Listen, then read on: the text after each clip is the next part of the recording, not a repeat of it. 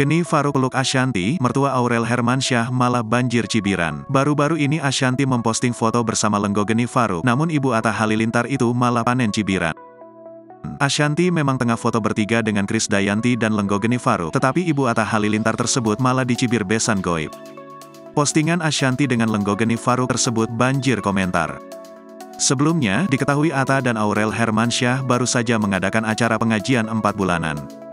Acara tersebut juga termasuk ke dalam gender reveal kehamilan anak mereka. Di tiap acara sebelumnya, memang Gen Halilintar kerap absen dari agenda yang menyangkut keluarga besar. Namun kali ini keluarga Gen Halilintar datang dengan formasi lengkap. Istri Anang Hermansyah itu pun langsung enggan kehilangan momen tersebut.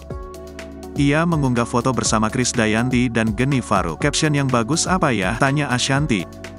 Postingan tersebut menuai sindiran ditujukan ke Geni Faruk.